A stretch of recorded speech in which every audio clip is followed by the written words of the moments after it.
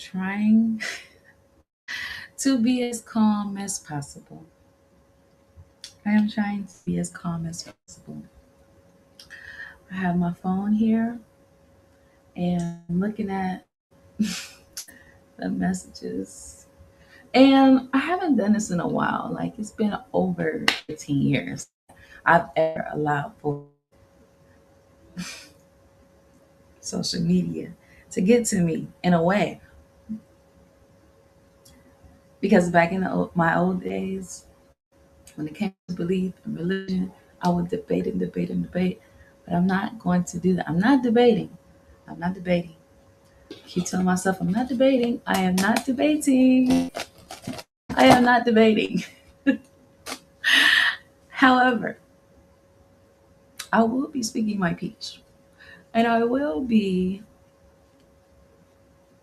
coming with receipts and honesty. Because we don't debate, we educate. We don't debate, we educate. And I'm here this evening because earlier today, girl, my nerves. Earlier today, I engaged in a little bit of commentary on social media, and in one of the groups I'm in, an individual posted that they were looking for treaters and healers for adults in the area that we live in. No one involved in black magic. That is not what they're looking for. Because apparently this person claims that their spouse has been,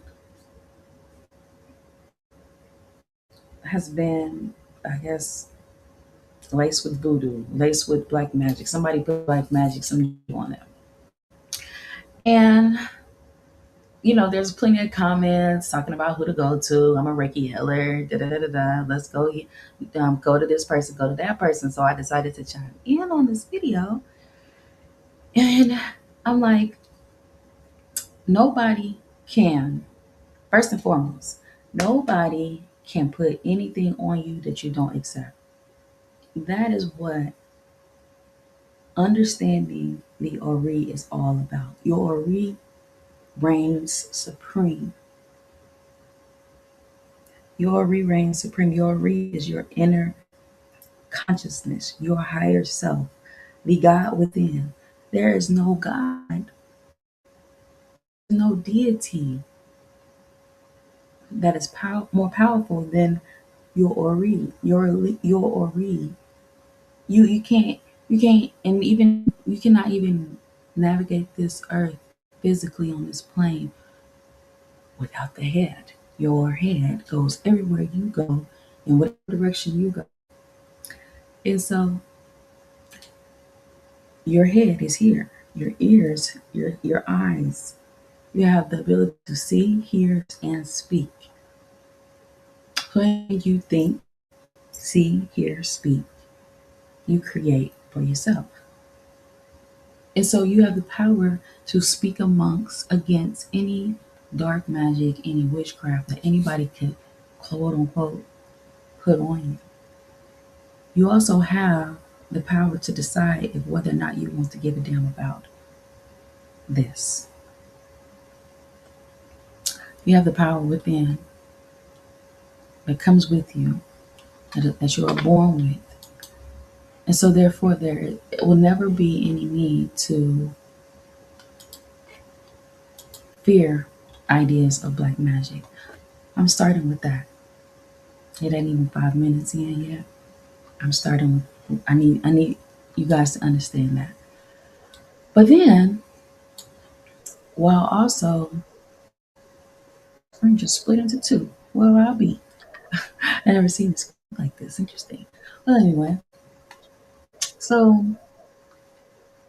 in on the post the comments stuff rolling in and talking about, black magic this, witchcraft that, this, that, and another.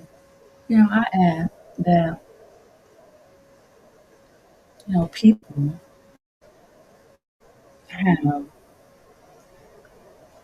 have forgotten that Christianity is witchcraft within itself. I'm trying to figure out how did you guys forget about the witchcraft that Christians and Christianity played a huge part in. And so that's what I'm really here for today. And what got me sparked is because the insults, the insults. So this is how I'm combating the insults. This is how I'm going to combat the insults, okay? Because people are crazy. So, like I said, I chimed in. I know I probably shouldn't have, guys. I chimed in.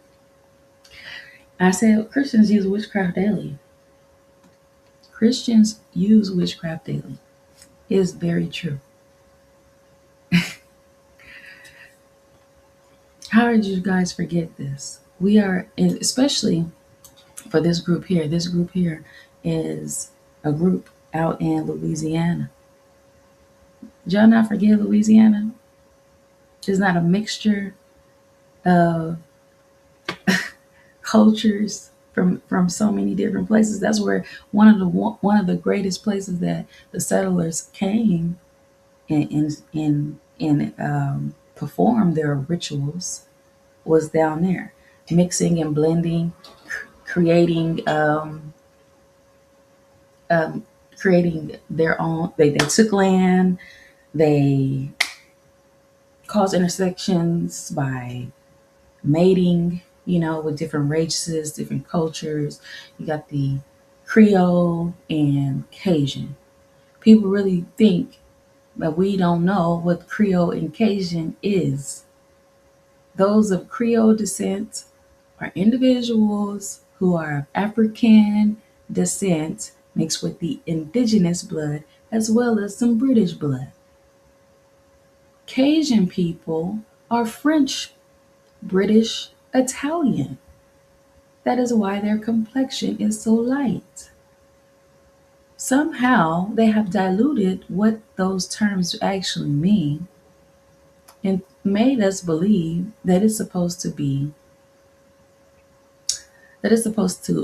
just be like, oh, they're just country over here, and these people over there are just black and loud and ghetto, and they know how to dance good, and they might know how to cook good. They know how to fight over there in the Creole section. Over here in the Cajun section, they know how to hunt and go down and skin an alligator. That's not the truth. That is not Louisiana. Y'all don't have to do better. This is so funny to me. So I say Christians use witchcraft daily. And I get all of these remarks and all of this type of stuff. And I guess, people are speaking about how, Christians is this and that if you're a real Christian, you wouldn't be doing this. So I just want to read it. I want to read it. And then after that, I want to share some history to remind people. So we have Naomi. I guess she's responding to an individual who was being rude. Who's being rude. Facebook has this new feature that hides people who are that allows people to speak anonymously. Anyways, when people like to use that anonymous tool in order to hide what they really want to say, but it doesn't matter. It doesn't matter. Like, so this person, anonymous participant 130, had a lot of negative things to say, but I got it. They told me that I look like a demon. That's what they said. But I know in history, they always said those with melanated skin were demonic and dirty and evil and impure. But that's just another form of the witchcraft that they forgot about. But I remember. So I'll be sharing a little bit of that too. And I'm gonna share some things that really I'm not trying to be a professor or anything like that. I just want to, sow a little reminding seed just so that you guys can do the work on your own. So anyway, Naomi says, I really pray that you are not a believer of Christ talking like this because this is the reason why people don't want to come to Jesus. Child, I don't give a damn about no names or no name calling. I will not be coming to Jesus. Jesus is within me. I am Jesus. I am Jesus and I am coming to free all of you guys. I have already shed the blood. I shed blood. I shed the blood of Jesus daily. I mean, monthly.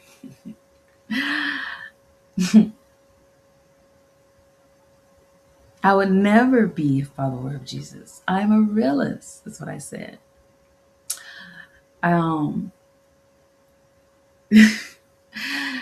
Sometimes whenever I read comments of individuals who speak about Jesus, it sounds like they are going through a hypnosis and they're taught to say certain things. It's always like some of the same like rhetoric, word usage for some reason. It's very, very strange to me. Very weird. And so, one individual mentioned something about her experience leaving Christianity. And so this is something that I have heard a lot from individuals who leave Christianity and then go over to African traditional lifestyles, African traditional religion. And she mentioned how she had dipped and dabbled and gambled with her season of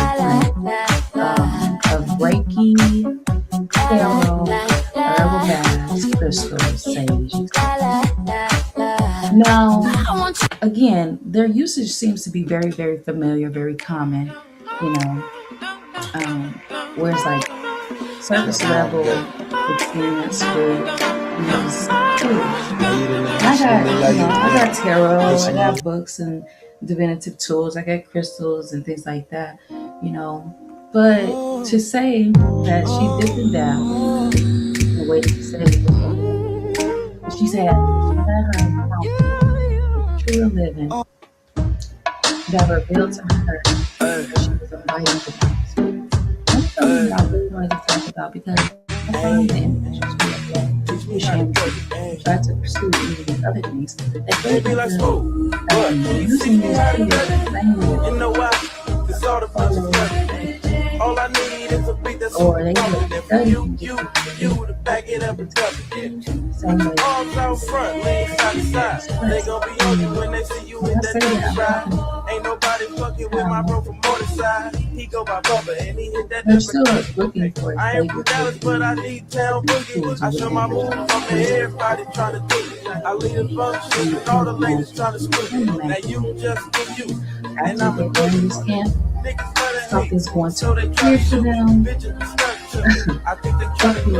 I like those that appear to them instantly. That's going to let me tell you why Africans created polygamy. It's going to be like even today, for every one male child, there's 2 to 3 female children. And because that doesn't happen, the Africans decide, what do we do with the surplus Muslim population? I mean, female population. Europe took the surplus female population and made them whores and prostitutes.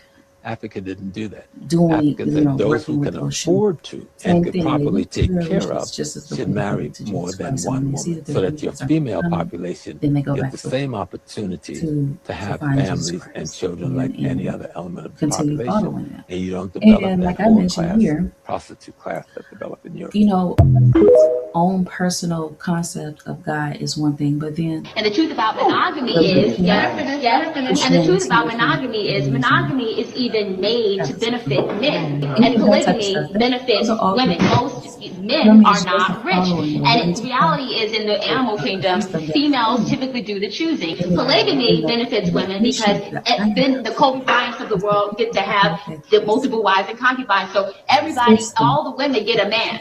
The issue is broke men don't get women. So monogamy is the way that we can ensure that average Joes get to get married too. It is alive and thriving still to this day. Absolutely cannot be rich with broke friends. You cannot be rich with broke friends because your tribe is your vibe. Your net worth is your network, right? And so you have to be.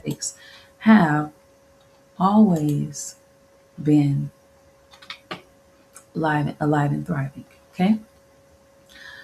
So I'm going to start just a few images, just follow along with me. Maybe get a pen, write down. Again, this is not for me to be like a professor, but I just want to remind people based on real facts of how Christianity functioned exactly like witchcraft, with their intentions, rituals, symbols, psychological controls, and the outcome that it has on people. And the reason why I want to go this route is because whether you're using tarot, candle magic, nature, herbs, voodoo, animal sacrifices, it is not the manifestation alone is not in the ritual. It's not in the ritual. It is in the technique, the intention, and the emotional and mental, that psychological harvesting that goes along with it. And so that is a state of conditioning.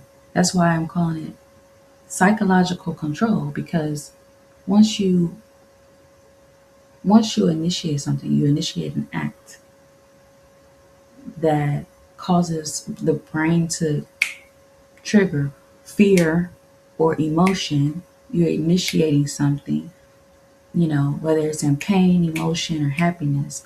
There's a sense of that energy basically functioning in a way that it works over time. It has to fester in.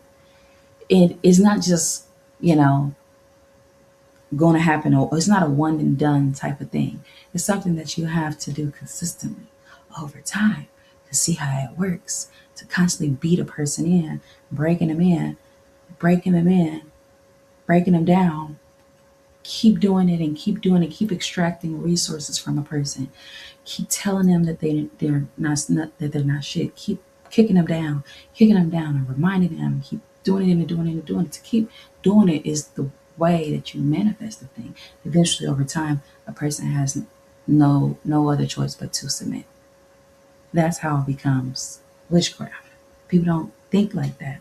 People forget. All they think is, oh, well, yeah, the blood of Jesus is working over me, or, oh, it doesn't work because I used to do tarot, or I used to burn candles, and I used to do sage bath, and it's just not working. It works. It happens. And so they act like they forget about Christianity. And it's just like, oh, it's nothing. They just were doing missionary work. They were trying to better this and do that. Like, what? These images that I have gathered are just simple historical receipts from the 1800s. I don't even know, like this picture. How real is this picture? I don't know, but we found it here on the web of philosophy of colonialism, civilization, Christianity, and commerce, violence in the 20th century Africa.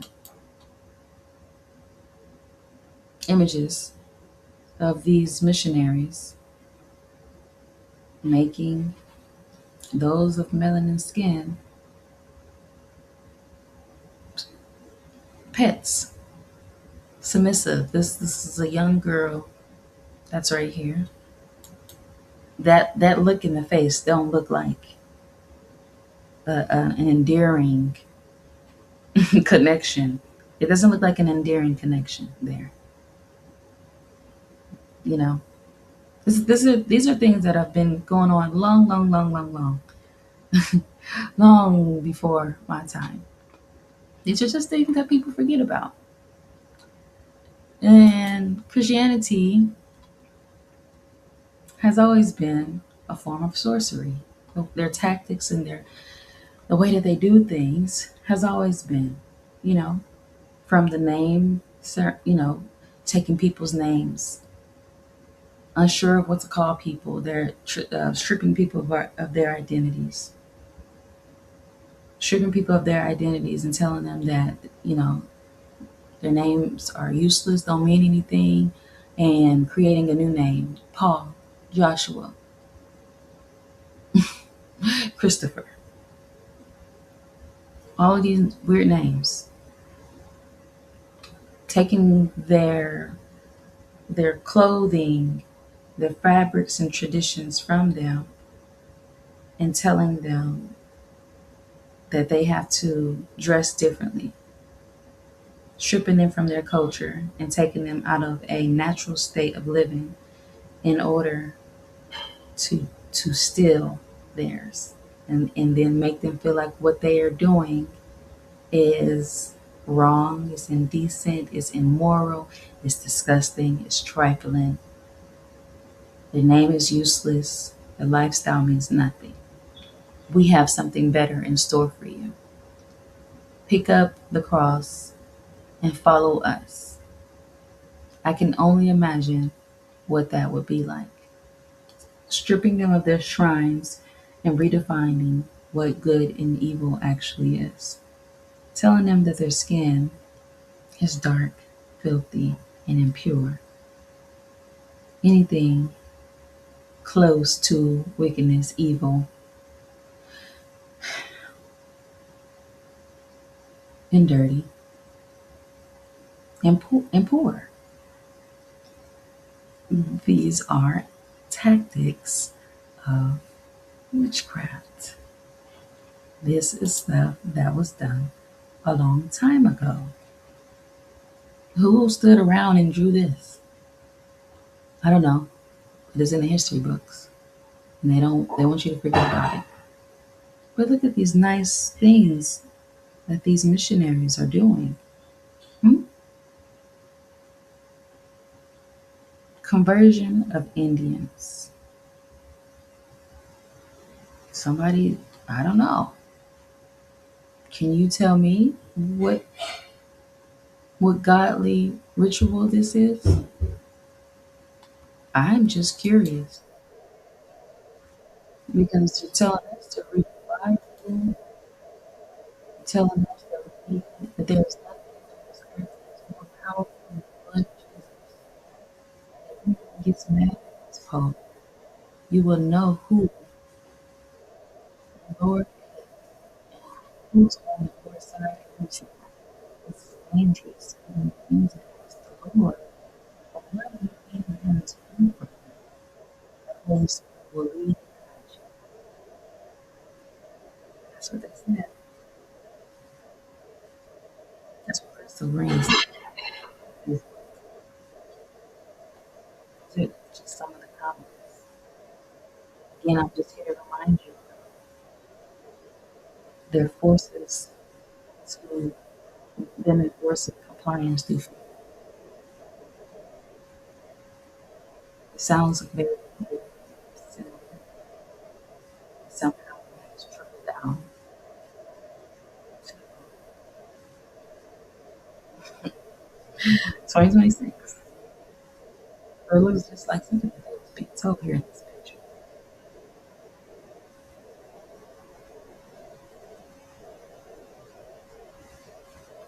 Seeing someone speak freely to reveal the truth.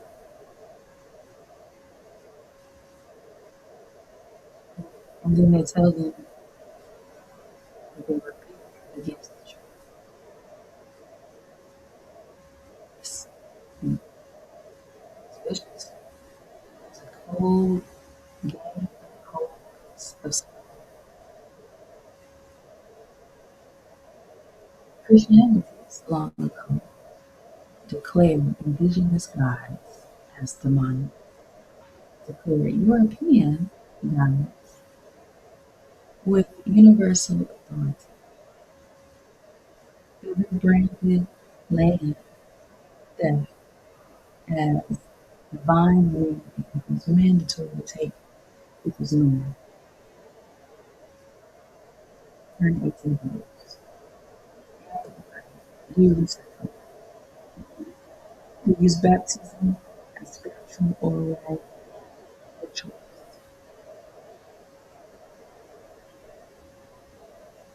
And then, they say the followers of Jesus does not use witchcraft. They say everyone is here under the demonic veil.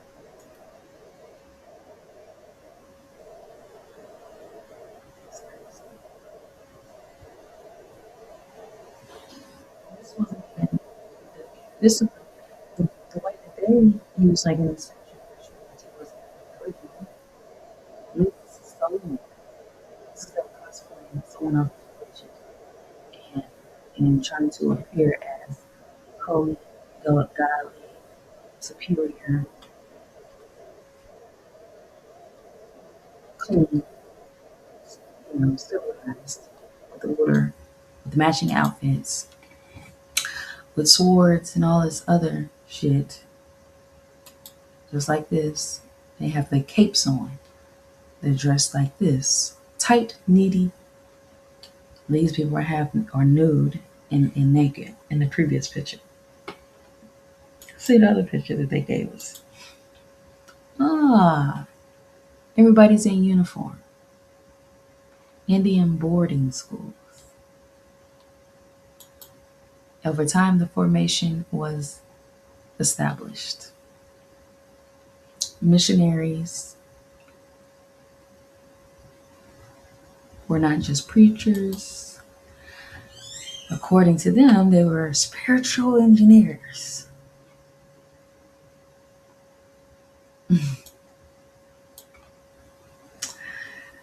They came about changing people's clothes, renaming them, taking away their ancestral names, taking away their language, suppressing the way that they communicate with each other, starving them with food restrictions, and sexual policing. That was a form of domination. So, get them in order. This is that get down or lay down behavior. Get down or lay down.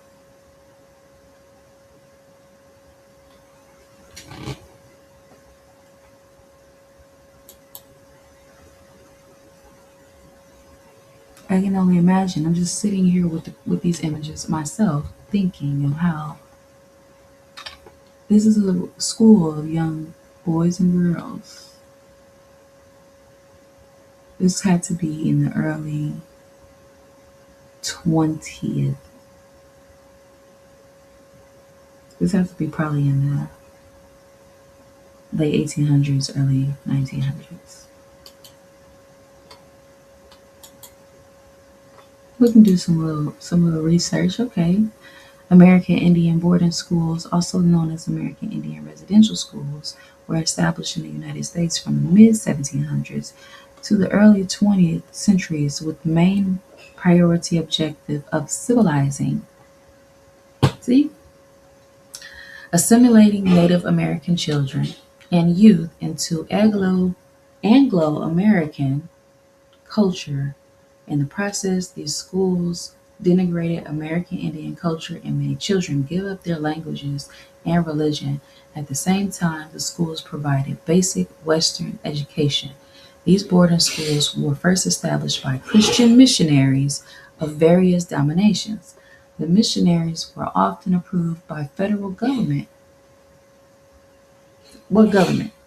federal government to start both missions and schools on reservations, especially in the lightly populated areas of the West. In the late 1900s, 19th and 20th centuries, the government paid church denominations. Another thing that I wanted to speak about is the church and the church's forms and how they provide basic education to the Native American children on these reservations. Later, established its own schools on the reservation.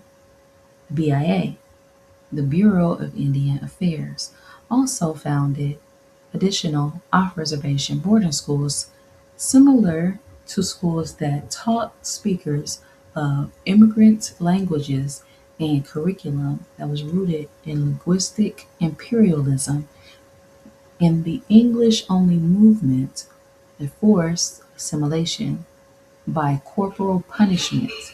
These sometimes grew children from a variety of tribes. In addition, religious orders established reservation schools. Just take away the culture. And do away with all of that nonsense. It's not going to serve them anything in the future. But when you tell people to study more, they say, I already went down that rabbit hole. I already did all of that. I dip and dab in the crystals. I dip and dab in the herbs. I dip and dab. You mean the herbs that were once indigenous to people's lifestyle, that once served to heal people? The same herbs that people used to communicate with, the same herbs that was used to make food, make soups, make medicines, and the same herbs that was used in ritual ceremonies in ancient medicine to heal people. He dipped and dabbed in it, and somehow it offered a demonic spirit. And I don't understand how people have come to that point to even sit and say that they cannot and will not have anything to do with anything outside of the Christian faith.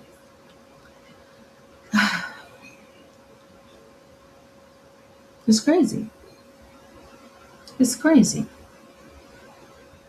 When I told the person that they should study this stuff, that was her response. I dipped and dabbed in it, and I was delivered from it. Girl, you are demonic. That is demonic to even say that you're just going to ignore the natural way of life. Okay, even Reiki. Reiki was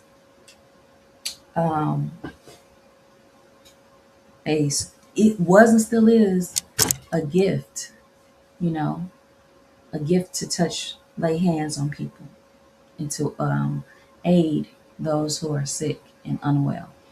Laying of hands, that's a real thing. It's a real thing. But those are the rituals and stuff that people were pretty much told to do away with because there's no need for that. There's no need for that, is what they said. Let me go and go back to the other page. Don't delete it. Don't delete it. Let me try to ruin a screen. Let's go back to the Insurance policy, go to the trust and get distributed according to the terms of the trust. It's like the tree that keeps on giving. And for personal profit. Jesus is so good. He transferred. Nobody can argue. They don't say the same things. They always say I'm the same. Read your Bible. That's the craziest thing. Being black magic, demonic, was used.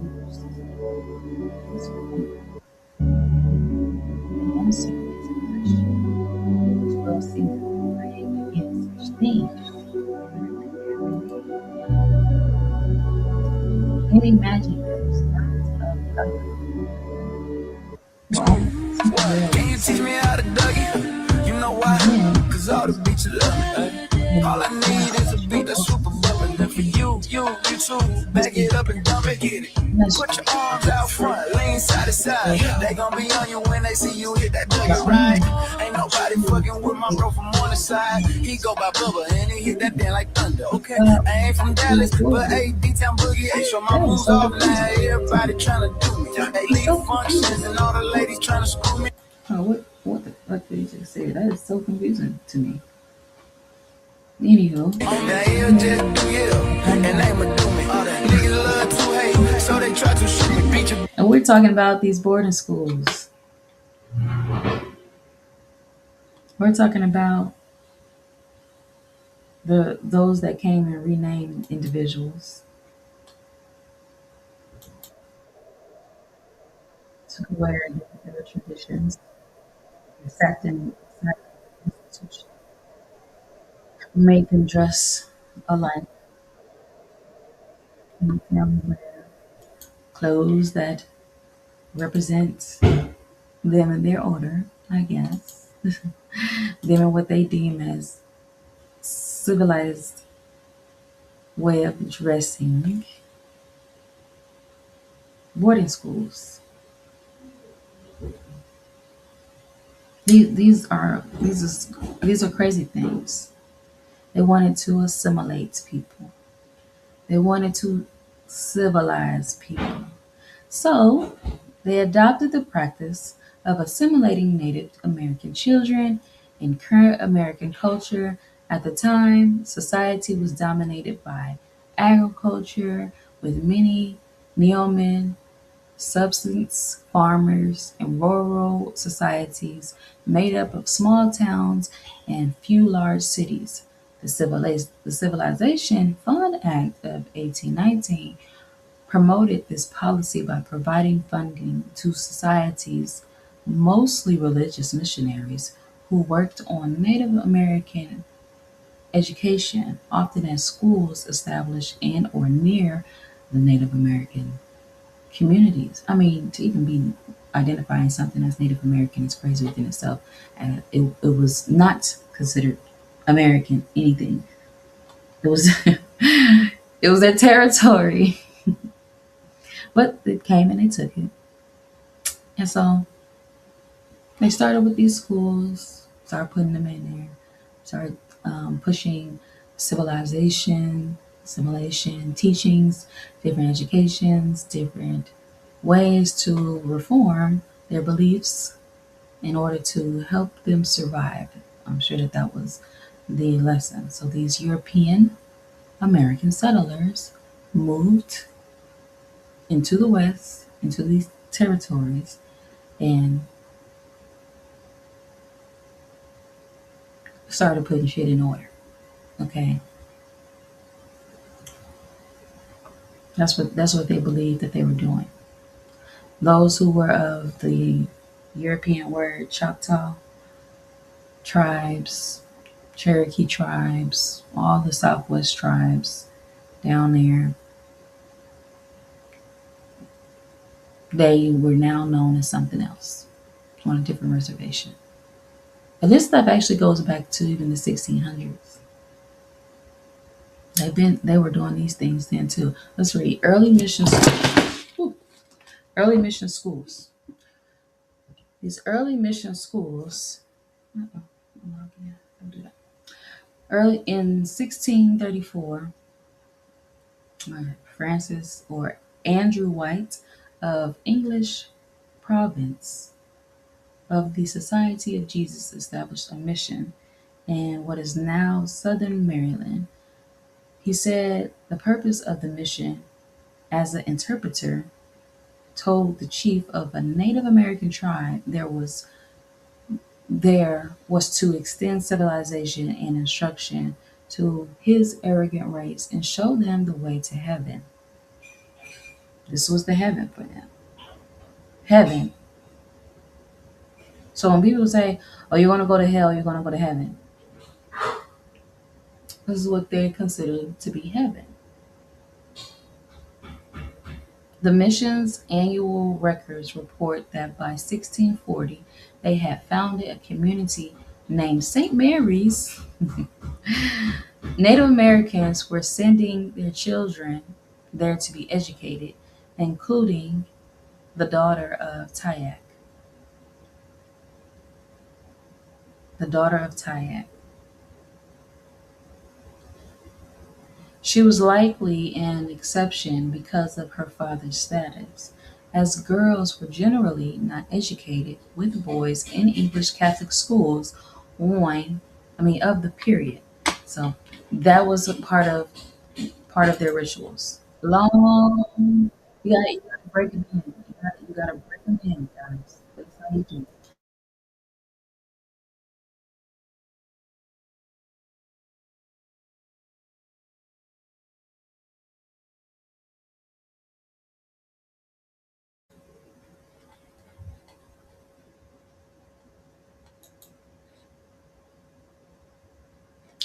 So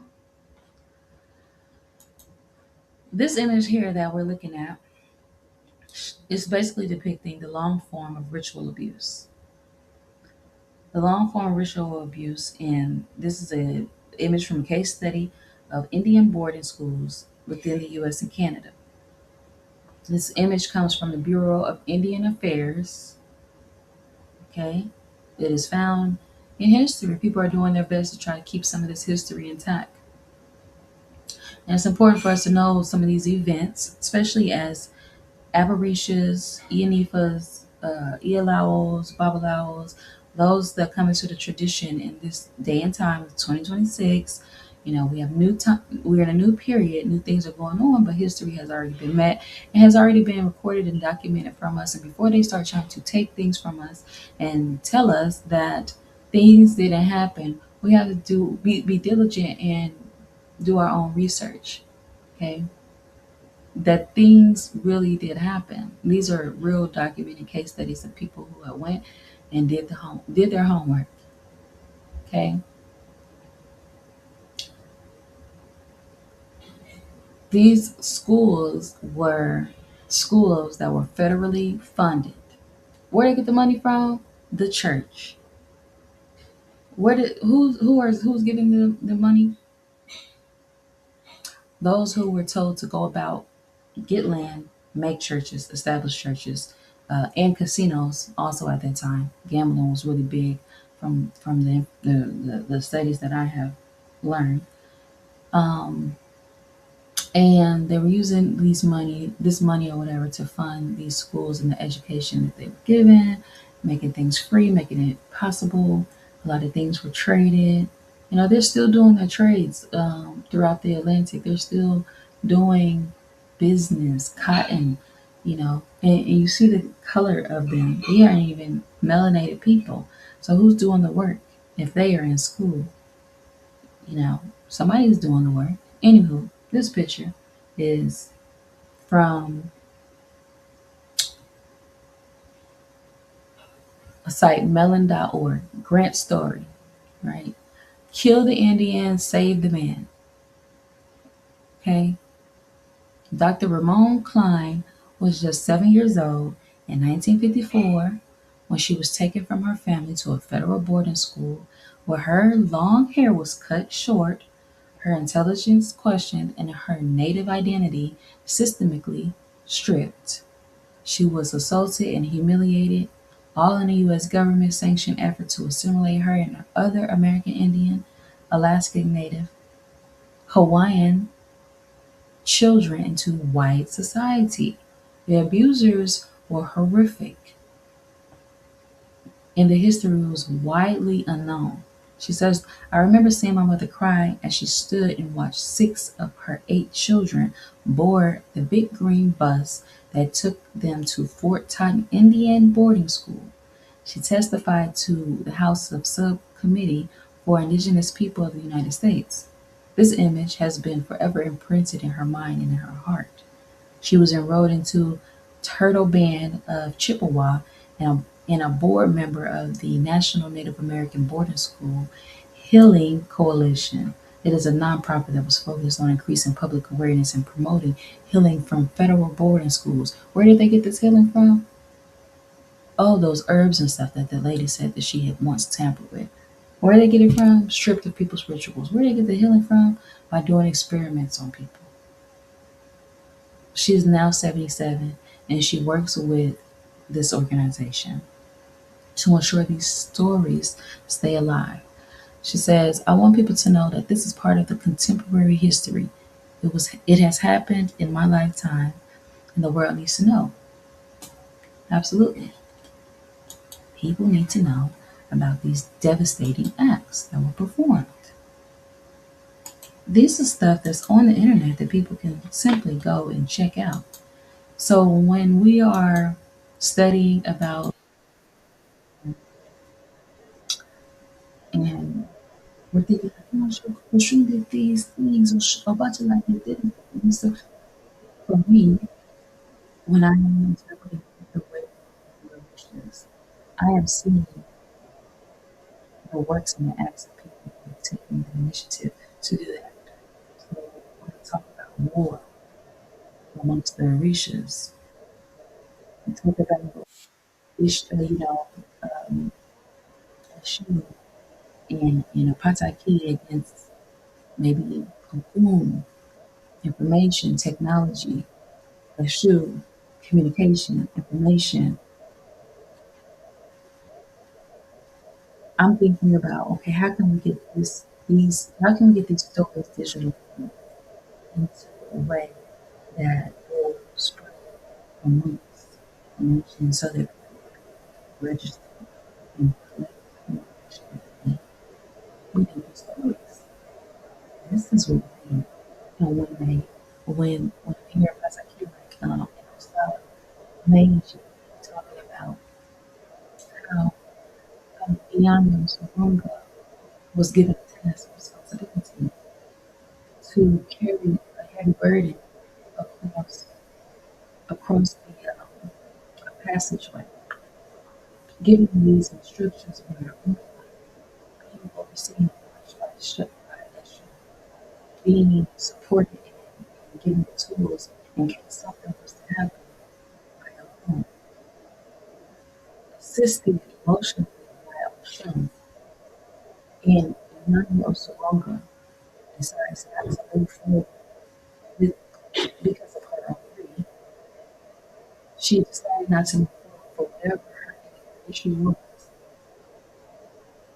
In these modern days times, I would inform Iyani Oshawanga as an individual with a heavy burden, the responsibility of keeping the stories alive, being told how to do something, gather all of your documents, gather all of your receipts, gather all of your pictures and put them into a book. And that person being told how to do it, what to do it, and given the support and tools to do it, but then sits there and don't cross over because they just decide that I'm tired of work. I'm tired of responsibility. I don't know how to do this. And then she didn't cross over. That to me is no different than a person having a story and not wanting to. That's when you know that you're an EB. Does that make sense at all? Hopefully it makes sense. Hopefully you get it. Hopefully you get the message that I'm putting down. Some of these things, now, again, whenever I'm reading about the Osa Meiji, when I'm reading about the Osa Meiji, and it talked about Iyami having information, having responsibility, not moving forward with it, it reminds me in this day and time, the digital age, where a lot of people are restricting access to websites, charging, putting things behind walls in order to keep us from getting information. And then for whatever reason it's, justified for them. Whatever reason. So some of these stories are behind a paywall, so you can't get them. But you have to still do your research. Because again, it still exists. This is still part of the witchcraft. in modern times. So let's take a look at this one. Let's see what's the story behind this. Since again, people don't see how they don't see the similarities. They don't see how things are in sync with one another when it comes down to these case stories, Christianity and witchcraft. I do though. I see how this is restricting people of information. It is plain and simple. Let's read. So this picture is from 2021.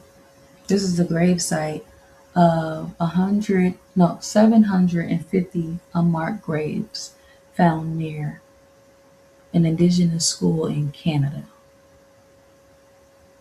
Unmarked graves found. How in the hell? How is that even possible? I don't know. Let's listen to some of this news. All of this is witchcraft, in my personal opinion. Over the past years, Let's the oral here. stories of our elders, of our survivors, the oral stories of our elders, of our survivors, and friends of our survivors have told the stories that knew these burials were. Over the past years, the oral stories of our elders, of our survivors, and friends of our survivors have told the stories that knew these burials were here. In 1960, there may have been marks on these graves. The Catholic Church representatives removed these headstones, and today they are unmarked graves. We didn't remove these headstones. Removing headstones is a crime in this country, and we are treating this like a crime scene at the moment. You're gonna notice that there are flags, and I apologize, it might be a little tough to see, but this is now today on Cowes First Nation, and this is what we call today our community gravesite. It became our community gravesite after the 1970s, when the residential school was stopped, overseen by the Roman Catholic Church and the Archdiocese. Of the 751 hits, the machine has a 10 to 15% error percentage. So we will only go by the hits that we have of 751, but we do know there's at least 600. We cannot affirm that they are all children, but there are oral stories that there are adults in this gravesite as well, because it was the Roman Catholic Church that overseen this gravesite. We all must put down our ignorance and accidental racism of not addressing the truth that this country has with Indigenous people. We are not asking for pity, but we are asking for understanding.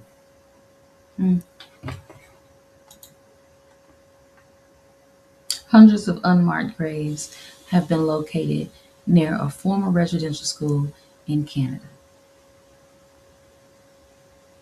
And people want to sit here and say,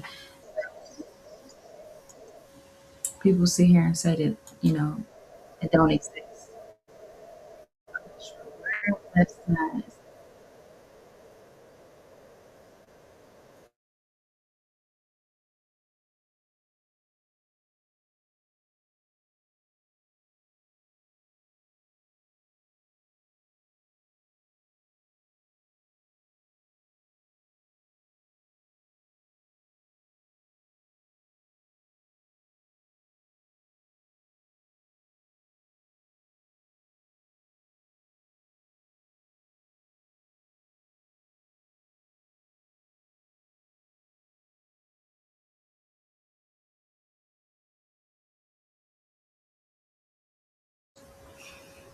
Somehow there was a video that started playing, so I had to get rid of that. Anywho, let me get back to what I was doing.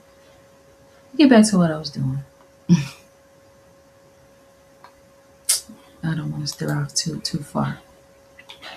So we're talking about. Get back to my page. Where you at? Share screen. Yeah. Over 700 unmarked grave sites that were found. How did that come to be? I don't know. But what we do know is that they like to erase history. And it sounds similar.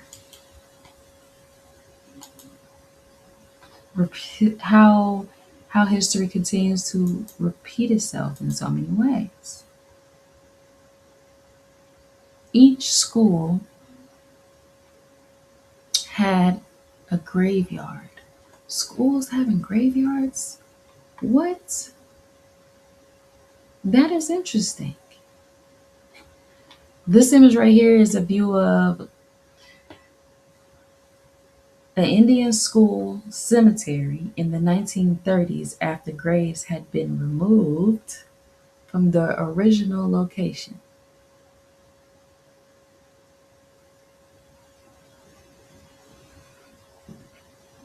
What the hell? Native American boarding schools were part of a U.S. federal government strategy to dominate and assimilate indigenous people. I love when people do their work, do their homework, Our popular slogan of the assimilationists was kill the Indian, save the man. Kill the Indian, save the man. It began in the late 1800s and continued through the mid-20th century. This education policy was directly tied to U.S. government efforts to take over even more of the tribal land in the face of strong resistance from indigenous people. As a report of the Indian residential schools explained, the goal of obliterating these peoples was connected with stealing what they owned: the land, the sky, the water, and their lives. And all these encompassed. The boarding schools were designed to teach force Native American children to give up their heritage and become angelicized. Children were torn from their families and everything new. There's a dramatic evidence of the impact on this in the lives of the people that were involved. And so many Native American children died of illnesses, mistreatment, and sadness in the boarding schools that each school had on its graveyard. This despite the fact that many children were sent home when they were near death in order to lower the death counts at the school. Again, the question is, what happened? What happened during these times again? Nobody asked the right questions. What happened and how exactly was Christianity performing rituals?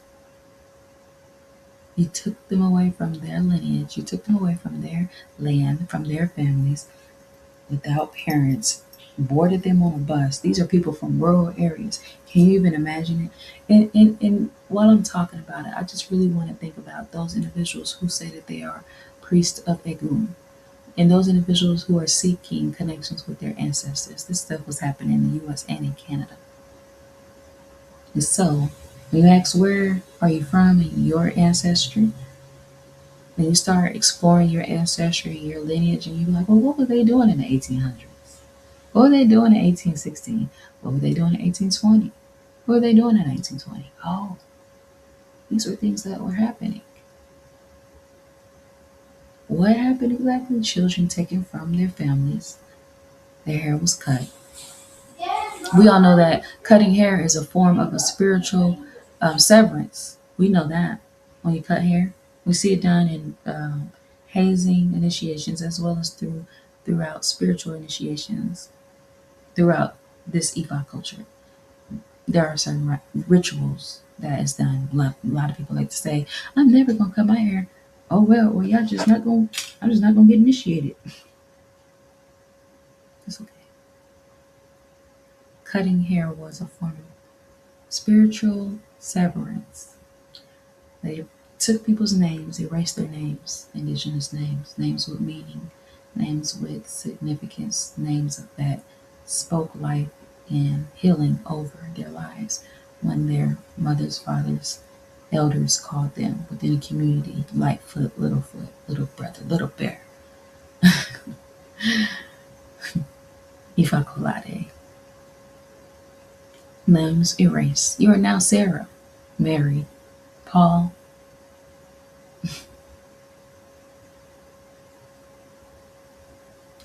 Native names erased. Native languages beaten out of them.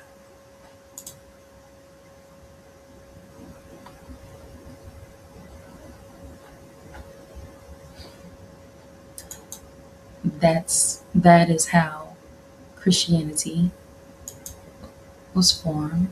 That is how rituals were formed. I say, wow, I'm in the process of researching how to do this. Absolutely. Ashe.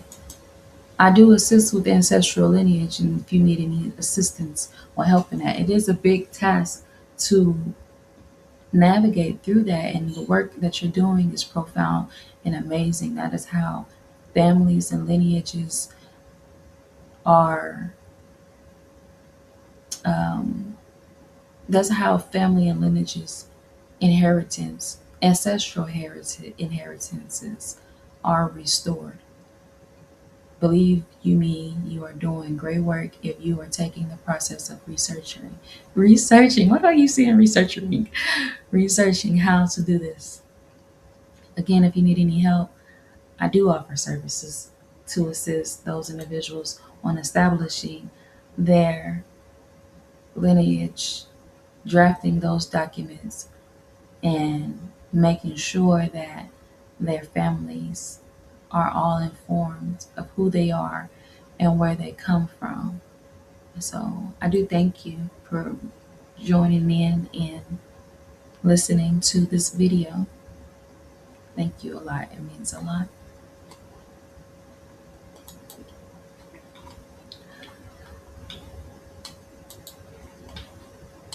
So I'm simply going over those case studies of things that truly happened that was recorded. And in the terms of what it means when Christians say that they don't perform witchcraft, these were the tactics, the plans, and like they said, simulations of the missionaries. These were their occult ways of breaking people's lineages and planting new cosmologies and erasure of names and ceremonies and medicines and all of the traditional ways of people's living. A lot of people were forced into sexual abuse, religion abuse, and it was covered up by those of the clergy within these schools and churches that were formed by missionaries, funded by missionaries. It was to ensure intergenerational trauma that continues the spell work.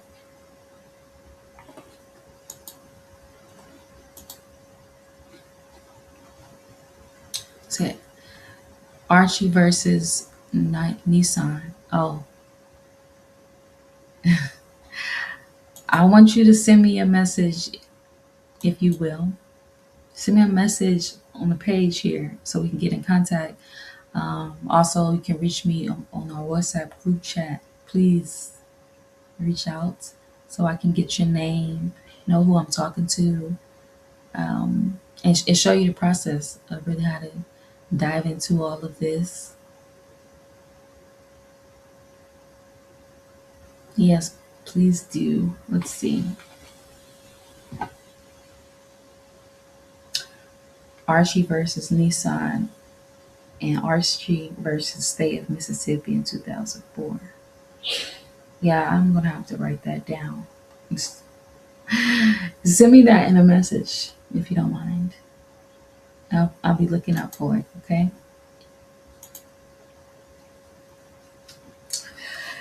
If you also don't mind, please share the video.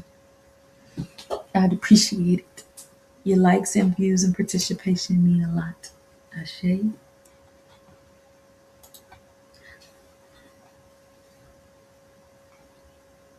Another form of this spell work that Christianity's the missionaries enforced was medical racism and experimental alchemy. I love this topic of things because we are currently experiencing it today. So let's dive into that. Okay. So we don't have these tools and resources for nothing. We are to put them to work. So one of the well-known historical events that had occurred was that of the Tuskegee syphilis study. Do you remember that? Drop a comment. Yeah, I remember hearing about this long ago. Let me, I want to, I don't know how in the world this screen is is split like this, but I don't need it split. Close this view. Gotcha. Perfect. That helps a lot. That helped a lot. Okay. Where were we? We are talking about the medical racism and experimental alchemy. Okay? Black people. I don't know. And this picture is so wild to me. How are they outside giving out vaccines? Look at them. Just Tuskegee experiments. This took place in 1932, between 1932 and 1972. Who funded this? The U.S. Public Health Service. Took place in Alabama. This was a study of untreated syphilis in the Negro male, informally referred to as the Tuskegee experiment of the Tuskegee syphilis study. It was a study that was conducted between 1932 and 1972 by the United States Public Health Service and the Centers for Disease Control and Prevention on a group of nearly 400 African American men with syphilis, as well as a control group. Without the purpose of the study was to observe the effects of the disease when untreated. To observe the effects of the disease when untreated to the point of death and autopsy. So they're injecting this into them? Because what the hell? Although there have been effective treatments to reduce the severity of the disease since 1920, they were already being treated. In 1920, the use of penicillin for the treatment of syphilis was widespread. As of 1945, the men were not informed of the nature of the study. Proper treatment was withheld, and more than 100 people died.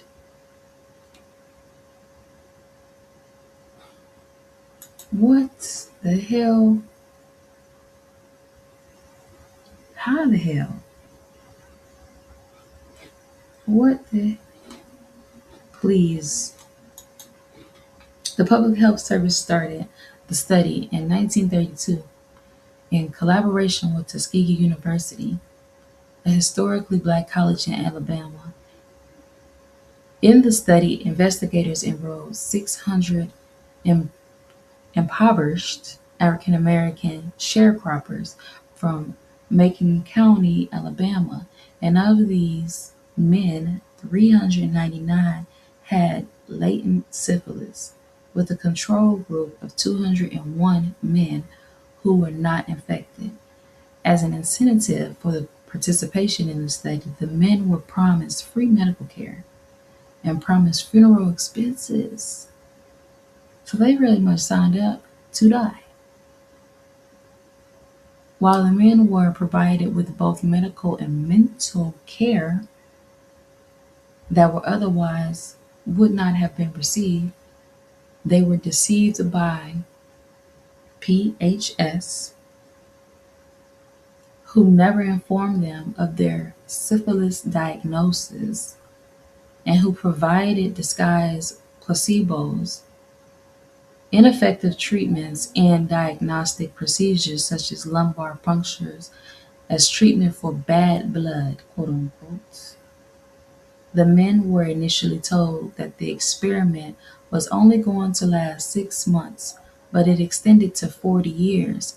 After funding for treatment was lost, the study was continued without informing the men that they would never be treated. None of the affected men were treated with penicillin, despite the fact that by 1947, the antibiotic was widely available and had become the standard treatment for syphilis. The study continued under numerous public health services supervisors until 1972, when a leak to the press resulted in its termination on November 16th of that year. By then, 28 patients had died directly from syphilis. 100 died from complications related to syphilis. 40 of the patients' wives were infected with syphilis, and 19 children were born with congenital syphilis. If that's not a sacrifice, then what is? How? Publicly sacrificing people? Black men knowingly infected or left untreated, told that they will be receiving mental and medical treatment care, but then left to die slowly. Over 40 years? It's extended over 40 years. And if this is the year of 1932, 40 years, 70s. Now you're coming into 1970s. So those individuals in the 70s, I mean, even though it just said it was just a couple families, like 19. What? No. What? Left to die slowly. These are spreading, unknown treatments being spreading over time. And they're just watching them die, watching them be sick. It's wicked. And they're older, vulnerable, in rural areas, being used as an experiment. Oh, Henrietta Lacks. We know that story. We've seen that movie.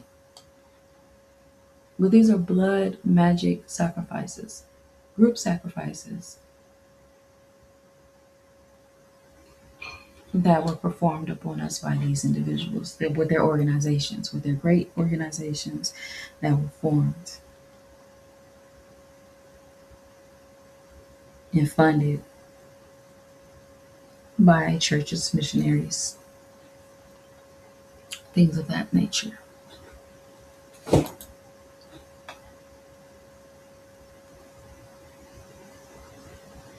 How do they do this crazy. And the public just doing this. Public health service began 6 months. It was a study of pathology associated with syphilis in the population of Macon County. People of Alabama out there. At the time, it was believed that the effects of syphilis depended on the race of those affected. Physicians believed that syphilis, what was that prospective study, that syphilis had a more pronounced effect on African Americans' cardiovascular system and their central nervous system. Investigators enrolled in the study a total of 600 impoverished African American sharecroppers. 399 had latent syphilis, with a control group of 201 men who were not infected, and as an incentive, they were there just to participate in the study.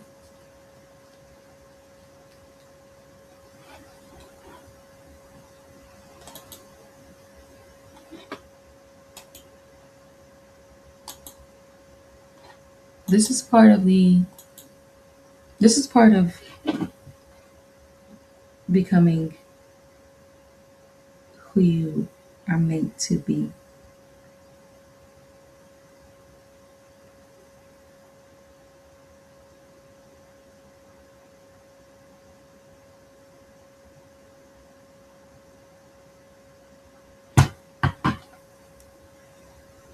When you're an abolition, we have to be continuously studying and doing the work. And I enjoy it. I'm going to always be doing this.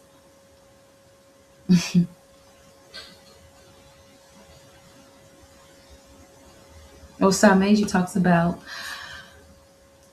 having information, procrastinating, and not doing the work, not putting forth the works, not implementing it and applying it to everyday life. That's the work. That is EB. That is outside of Iwepuele. That is outside of being an ELAO. That is out of order. We have to continuously be studying. And it's in situations like this that call for moments, that bring us into awareness. A Facebook post where someone is being arrogant, egotistical, oblivious, has me over here and for 45 minutes, maybe an hour, simply just sharing information about how Christianity and witchcraft coexist. These are the acts, long-term acts of witchcraft. By ways of blood magic, stripping people of their heritage, their lineage, their names, their cultural, and taking them from their families, extracting the resources from them, experimenting things on them, sacrificing them, taking away biological knowledge, and also using medical powers as a form of weaponizing, like weapons and instructions, denying them of humanity, access to information, access to know that there's prescriptions that's available to them, access to actual hospitals that they can really go to. Oh, because they're in the South, they're uneducated, they're poor, impoverished, whatever. They can't get to it, but you brought your ass out there to go and inject them with some placebos to do an experiment on them. Witchcraft. Witchcraft. Witchcraft. Period lack cells is one of the most common things that we all have known about. One of the most controversial projects ever that people talk about. Her cells were used as treatment for cancer to help people, help the rich basically treat their cancers. But those who are poor had nothing to do with it. They didn't have access to these things. In 2010, her fame was awarded, apparently. She has this treatment for cancer that doctors kept away for a very long time. The HeLa cells that survived, thrived, multiplied outside her body, so much that they have been in continual use in labs around the world for 65 years, even though Lax herself succumbed to cancer in 1951. Her cells was used to raise challenging issues about medical samples taken without consent and how individuals and their families should be compensated for these discoveries. I hope those people who also was being used for the syphilis, that they were being compensated as well. I hope that they were. In the early 1900s, German biologist Harold Hussan founded this HeLa. Contained multiple copies of human papillomaviruses. Let me see how I'm saying this right. Papillomavirus. HPV. Goddamn. I've heard about it. A strand of HPV later found to cause the type of cervical cancer that killed Lex. HPV 18 was found to be one of the most dangerous strands of a virus, inserting its DNA into normal cells and forcing them to produce proteins that ultimately led to cancer. In Lax's case, the virus entered cells and turned off the gene that would normally have suppressed the formation of tumors. Years later, scientists used that knowledge to develop HPV vaccines, which are now widely available and credited with reducing cases of HPV infection in teenage girls by almost 2/3. That family was awarded. In the 1980s, it was discovered that some animal embryos had an enzyme called telomerase, which protects chromosomes from degrading, allowing the cells to keep actively dividing. In 1989, Yale scientist Greg Morin used HeLa cells to isolate the same enzyme in human cells for the first time.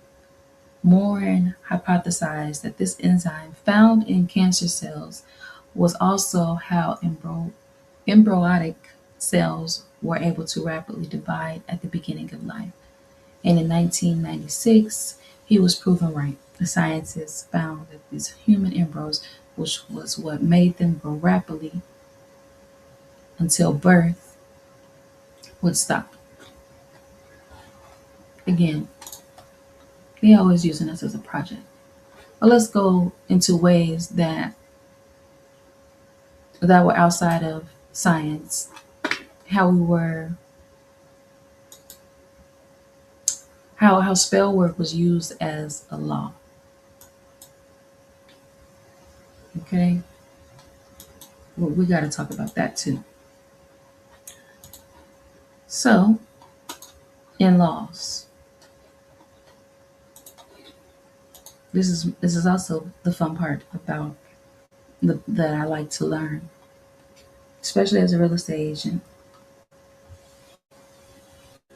When I start learning about this part of things, yeah, I felt like I was turned up a notch. Laws as spell work. Witchcraft used as words, authority, repetition,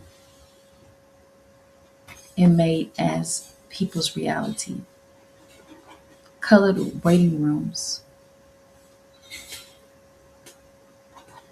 Colored waiting rooms. This is during the Jim Crow era. I just want to remind the Christians of the great work that they had done over the years. You know, the great spell work that they was putting on people, constantly oppressing them. During the Jim Crow laws, the segregation and disenfranchisement laws known as Jim Crow represented a formal, codified system of racial apartheid that dominated the American South for three-quarters of a century, beginning in the 1890s. The laws affected almost every aspect of daily life. I said earlier today that it has that to get the witchcraft working, you gotta really put it inside of their brains, inside their nervous system, through their bloodline, and, and into their cells, in the womb, in the belly, and into their thoughts, down to their reproductive organs, and get it out. And keep on doing it for years and years and years and years. So that they know, so that they can let you know who you are.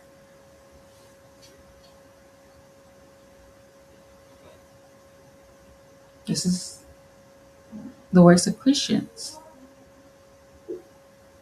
That's what we're talking. I want to make sure that we're talking about this. This is the works of Christian. This is Christian infused legal spells. Christian infused legal spells.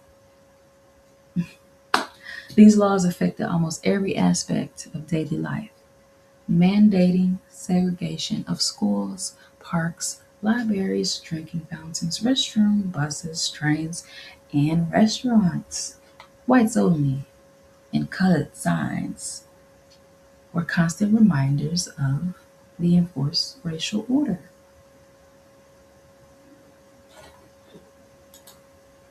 I don't know why people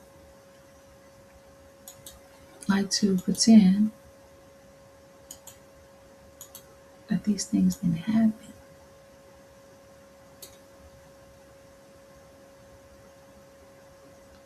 In legal theory, blacks receive separate but equal treatment under the law.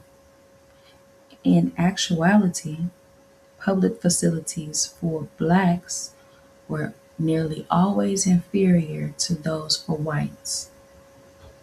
When they existed at all, in addition, blacks were systemically denied the right to vote, still happen in certain ways, by felons. People are denied ways to vote. In most of the rural South, through the selective application of literacy tests and other racially motivated criteria. The Jim Crow system was upheld by local government officials and reinforced by acts of terror penetrated by vigilantes. In 1896, the Supreme Court established the doctrine of separate but equal in Plessy v. Ferguson after a black man in New Orleans attempted to sit in a whites-only railway car. In 1908, journalist Ray Stannard Baker observed that no other point of race contact is so much and so bitterly discussed among Negroes as the Jim Crow car. I remember this story. Actually, it was a part of one of my kids' history lessons. As the bus travel became widespread in the South over the first half of the 20th century, it followed the same pattern. Travel in the segregated South for black people became humiliating. Diane Nash, in her interview for Freedom Writers, the very fact that there was separate facilities was to say to black people and white people that blacks were so subhuman and so inferior that we could not even use public facilities that white people use. Again, Christian infused legal spells.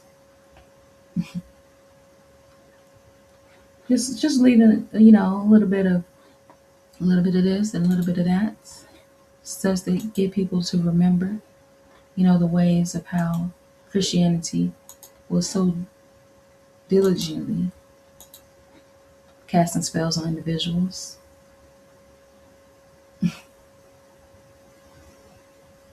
In the United States, many U.S.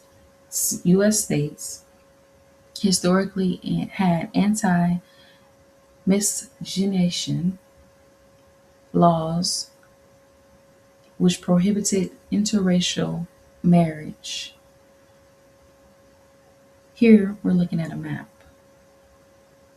This is a map that pretty much shows how laws were passed in certain areas. The red part of this is how these laws, or it basically shows the time period of when these laws overturned. This was 1967. The yellow part of this, they overturned 1948 to 1967. Before that, it was the green part, 1888. But the gray part, none of it was happening. No laws were passed. They were not having any of that. And so, in some of these states, interracial sexual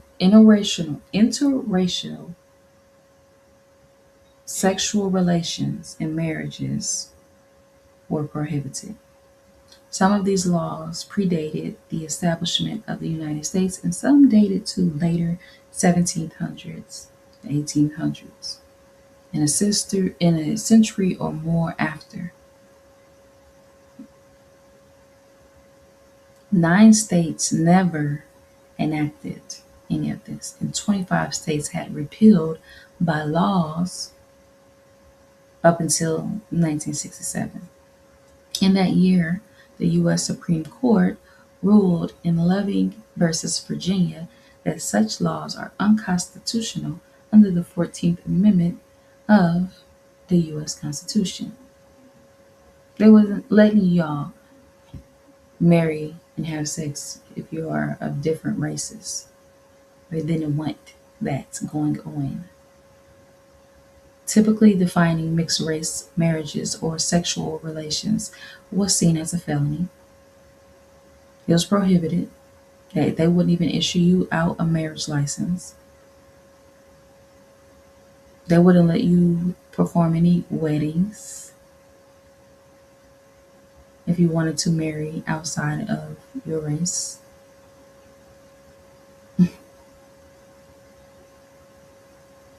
They wouldn't let you have any type of ceremonies to officiate any of it. If anybody was caught doing it, they would be held guilty of miscegenation. Miscegenation.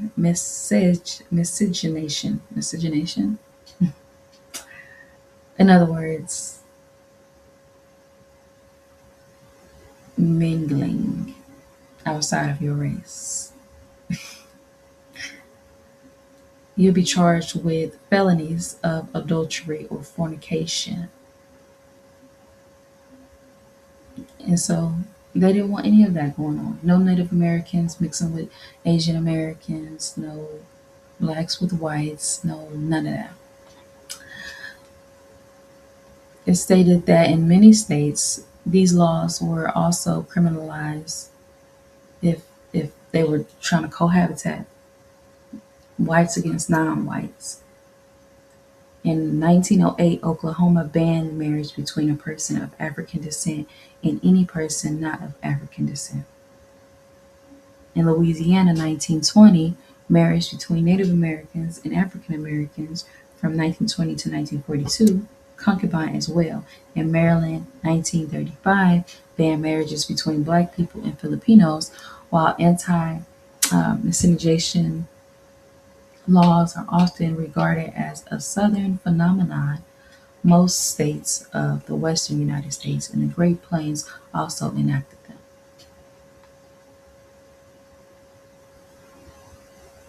them. Wow. Wow. It's a lot to really take in. But again, I'm very happy that I'm able to do work and able to really learn these things and remind others of what it was all about. The laws about housing discrimination. Let's read about that one also, as well. This is a map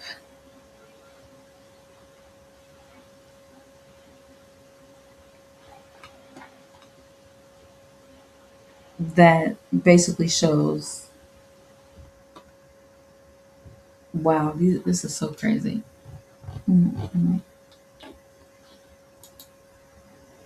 Of how the housing discrimination happened throughout Los Angeles. I encourage you to do your research on that one.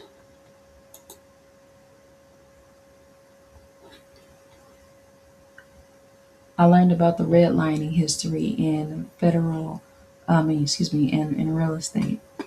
You can find that on Federal Reserve history as well. More witchcraft. I can only imagine somebody is going through these processes and how it is affecting their nervous system constantly, daily. I can imagine the dreams. I can imagine the psychological warfare that a person is going through when they're experiencing it. I remember watching a Netflix series. Is it what was that show called? Where the husband and the wife had moved after the death of their child to a neighborhood out in Los Angeles somewhere, maybe Inglewood or something, and they both were experiencing psychological warfare in the midst of these times, 20s and 30s.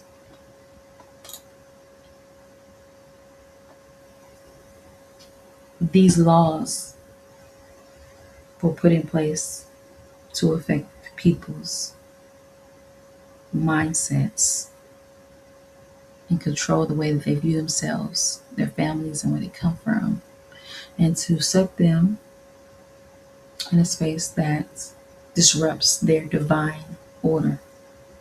Witchcraft. Witchcraft. Witchcraft. From where? Christianity. Now, I want to also share how media affects, how they were controlling media.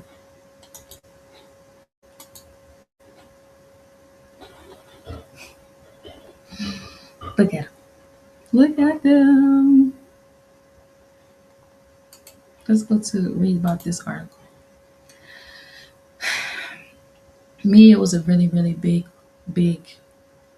form of witchcraft and still is to this day. I like to dive into the media aspect of things because even those who come into the West African spiritual systems and ways of life, they are in a chokehold. Media plays a big role in how people reenact rituals within African spirituality. They fetishize the acts of gruesome behavior, sacrifices. They need to see blood. Who controlled the image of seeing the blood in sacrifices? Who controlled the image of when performing a ritual? The only depiction of a ritual is get on the floor, carving out babies, laying there with a sword over your chest. That's how Hollywood has controlled the media. And usually those who control the narrative have the most power of people's perception of things and how they view things. So they basically use these different tactics to show you how Black people are often portrayed this way, how spirituality, if outside of Christianity, if Catholicism, is portrayed in this way, and everything that we do is ghetto, violent, perverted, in witchcraft, dark magic, etc., etc. However, they make this right here seems like it is the perfect way to be, to live, to be perceived. So if you're looking like this, you're dressed like this, in most cases you are pure, it's the way to live, All the while, these people are performing scandals. So this picture is a scandal that was brought down by the Bakers, once among the U.S.'s most famous televangelists. Jim and Tammy Faye Baker were among the most famous televangelists in America, living a life of luxury with multiple houses, expensive cars, and more money than God, when their empire all came crashing down amid sex and financial scandals. In the years following of this demise of the ministry, the Bakers didn't let a prison sentence, or loss of their massive popular multi-million dollar TV network and closure of their Christian version of Disneyland theme park financial ruins, any of that get in the way of whatever they had to do. They never backed down. By the mid-70s, the Bakers were becoming a household name through their TV shows, the PTL Club. PTL stood for Praise the Lord, or People That Love. Initially, it aired on a small North Carolina station owned by media mogul Ted Turner. They really wanted to create a Christian version of The Tonight Show. The rise and fall of Jim and Tammy Faye Baker's evangelical empire, which was really the first of Baker's big innovation, the Christian talk show. To fund his enterprise, the Bakers hosted telethons and asked viewers to sign up for a monthly pledge to become PTL Club partners.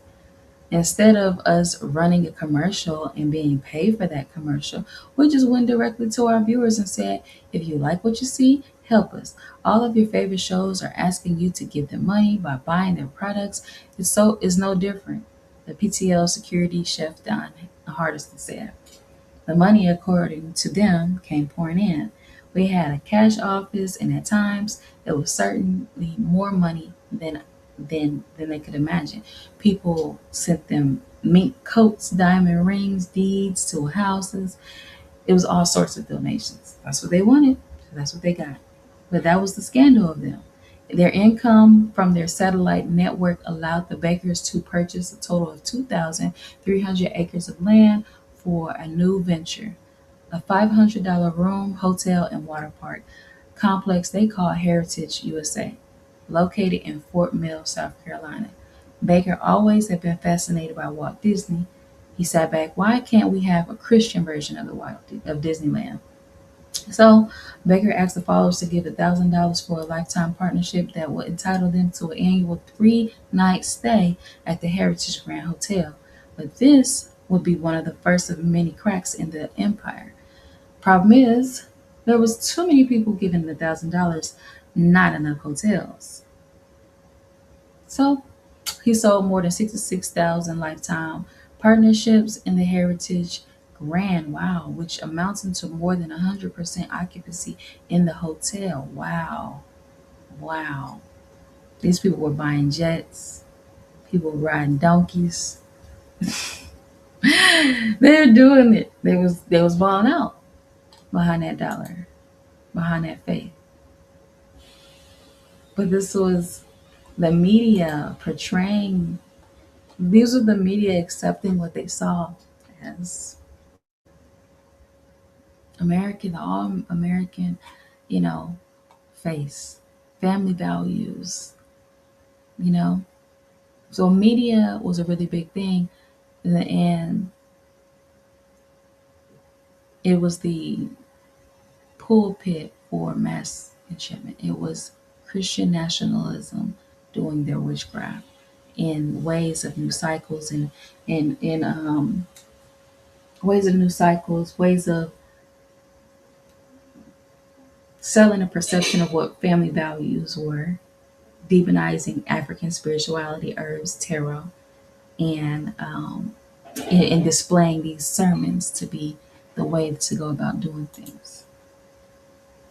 Movies. I remember growing up, and that movie, The Passion of Christ, was like everywhere. Everywhere. Meanwhile, the media constantly was trying to find ways to distort images of what our families look like.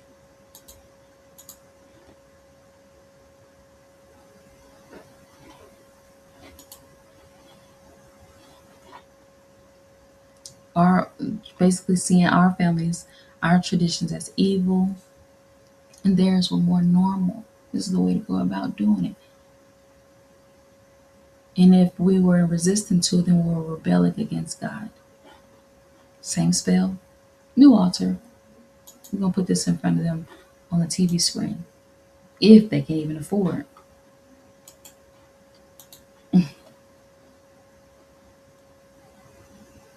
These they talked about this in the show that I was talking about earlier that I watched on Netflix.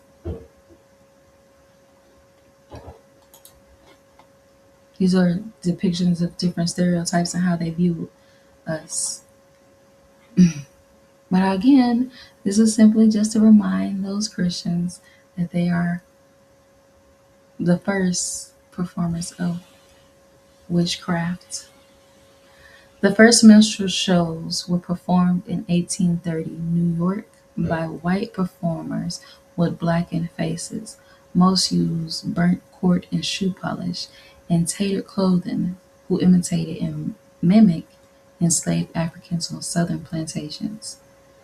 These performers characterized blacks as lazy, ignorant, superstitious, hypersexual, and prone to thievery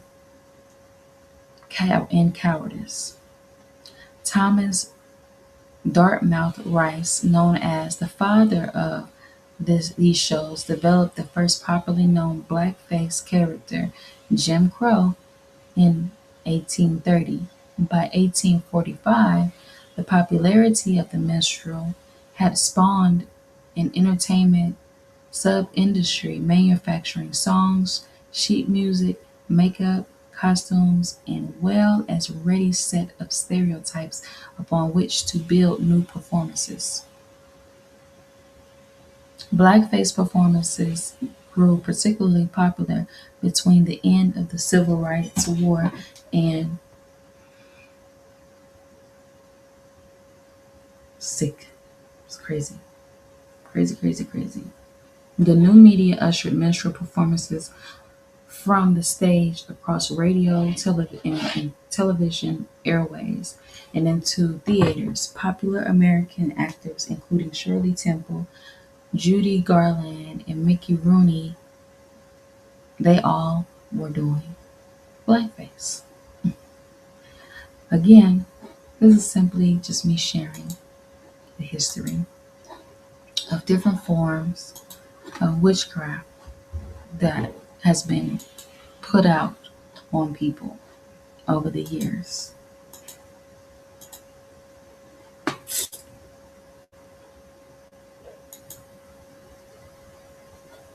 Let's get this back up on.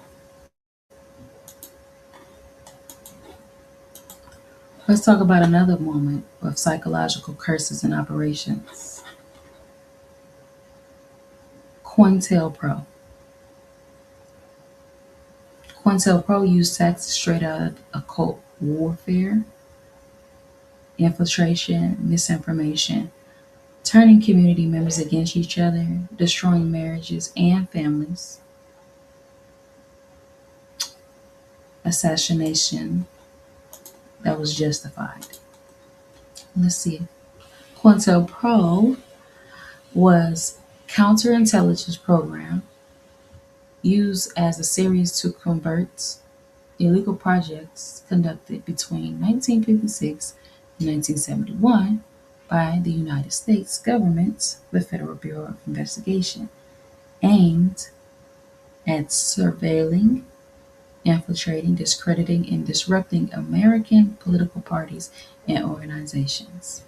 These groups and individuals targeted the FBI, including the Feminist Organization, the Communist Party USA, the Anti-Veteran War, and organizers, activists in the civil rights and Black Power movements, Martin Luther King, Malcolm X, the Black Panther Party, student organizations such as Students for a Democratic Society, STS, and Student Nonviolent Coordinating Committee, SNCC, environmentalists, and animal rights organizations. So all of these people, Mexican groups, Puerto Rican social parties, all of these groups were all targeted. All of them were all targeted. The FBI engaged in covert operations targeting domestic political groups from its earliest years. Covert operations under the official COINTELPRO label took place between 1956 and 1971. However, the official chronography of the program is the subject of debate. According to the U.S. Senate, it had been short-lived. However, this existed for years and continued through a whole cycle of psychological warfare.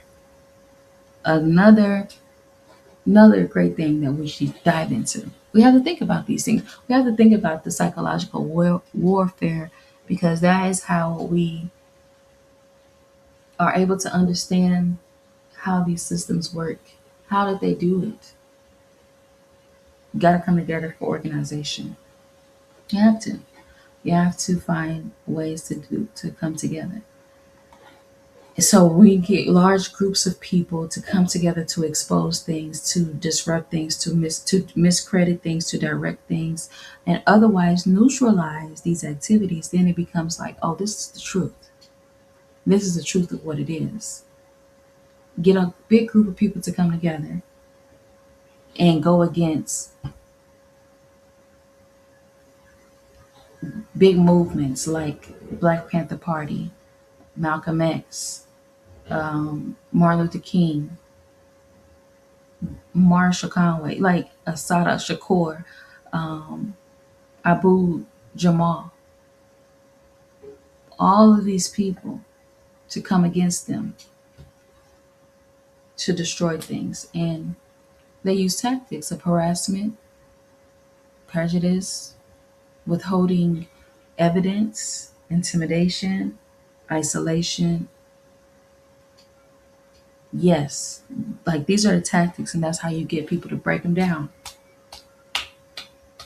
RIP to Fred Hampton Sr. Get things broken down.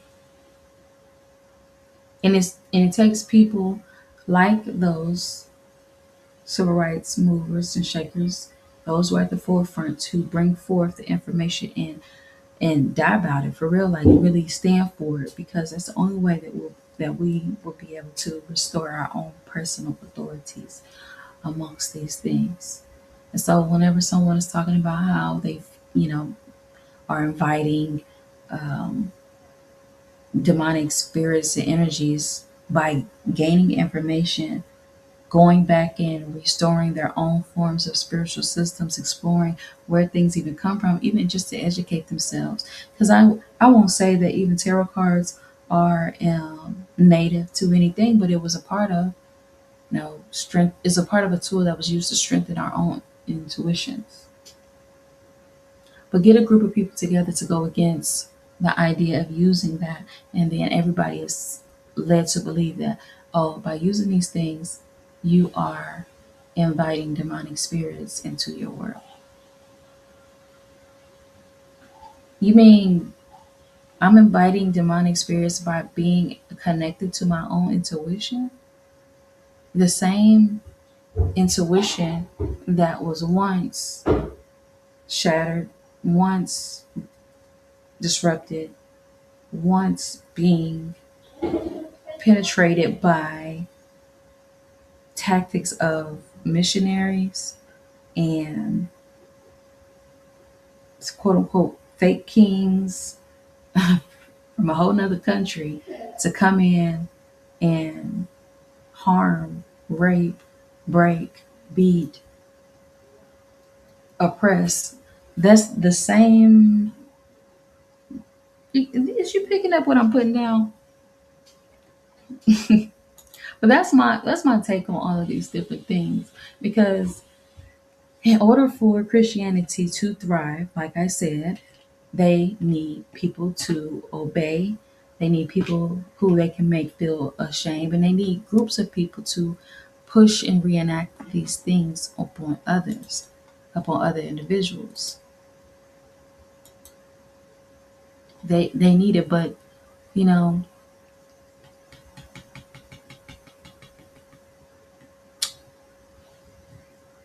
it's very, very tough to denounce any of these things when there are large numbers, and I get that aspect of it, but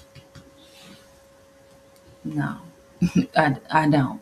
I'm not with it.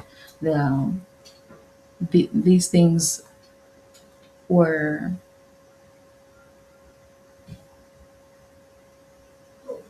the reason why the way that I see it is the reason why the herbs and the tools that we had, the spiritual systems that we had were used were taken from us and used against us was so that they can implement their own forms of authority over people to redirect um, the idea of what spirit is. Because for us, many of us, our ancestors, we relied on spirit. We relied on dance. We relied on music.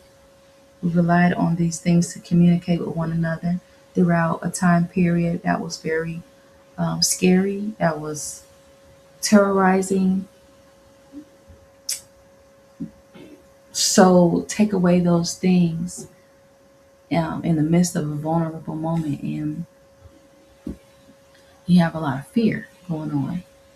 I have a lot of fear, and it takes a long time to overcome it. That's why I have a bit of empathy at times for people that go through, that leave the church, go to these other spiritual systems, and they end up pulling back out because it's hard to reconnect when you're being faced with a lot of the systems that are in place. You got to get up, you got to go to work, you got to go to school. You don't got time to think about no shit from the past until it's time to sit down and eat with family.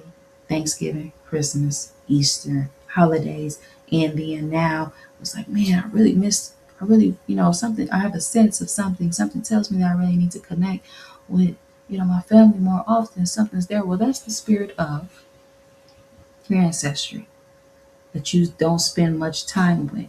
That's the same spirit of your ancestry asking you to go back and do the work to decolonize your mind so that you'll be able to understand the work that's being put on you, the rituals that they did, and so you'll be able to come out of it, not ignore it, not be dismissive, not be arrogant and egotistical, not, you know, it's just so crazy, not be lazy, because that's what they always thought of us anyways. So if they know that you're lazy, they didn't get it from nowhere. You're showing them that you need it. You need a system. You need a different spiritual system that will make you do right in life. And the only thing that they gave you was Christianity, but you're not doing the homework to see how that spell work really works. How does it really work? So anything that is outside of what you understand as Christianity is going to be deemed as demonic, because that's what they wanted you to do anyway from the beginning, is to take your own spiritual system away and label it as demonic. And then you label it as demonic and believe in your mind that it is power protection. It is spiritual protection for you. So that's the biggest lie, is that Christianity doesn't perform witchcraft, because they absolutely do. They are witchcraft. Christianity is heavenly, heavenly filled with occultism and witchcraft that's always thriving against you day in and day out. And the same thing that you pray against is the same thing that it coexists with. You pray against laws and stuff. You pray against politics. You pray against ICE. But you're praying to Jesus, and Jesus is the epitome of their system. How are you doing that? How are you not seeing the correlation with any of that? Christianity is weaponized through white nationalism, function as a technology of control, not salvation. It is used in ritual, fear, law, education, medicine, and media to overwrite ancestral memory, fracture identity, and sanctify domination, calling indigenous spirituality witchcraft as a projection. What was practiced was empire magic, and it worked, and it's still working to this day. So, with that being said, that is all I have for you. Um, Again, do your homework. Do your homework and be inspired to dive deeper into history and educate yourself more on these things. I'm going to try to invite the Aloye to talk with me about some of this stuff so that we can share things from an aspect of Ifa cosmology. Of course, he's an elder. He has a lot of information. He's a scholar and he's a college professor. So he knows a lot of these things, and it would be amazing to have him involved. A lot of other amazing people that I also know that are well informed and educated that can break this down even better than I have attempted to do so. And so I'll leave you with that. If you ever want to get in contact, the link is in the descriptions. WhatsApp is open. Hit me up in Messenger. If you're in search of assistance with establishing your ancestral lineage, you want to know how to put together any wills or trusts, any services that we can offer, they are available. And I look forward to connecting with anyone that's interested. So until next time, Odabo, and peace and blessings.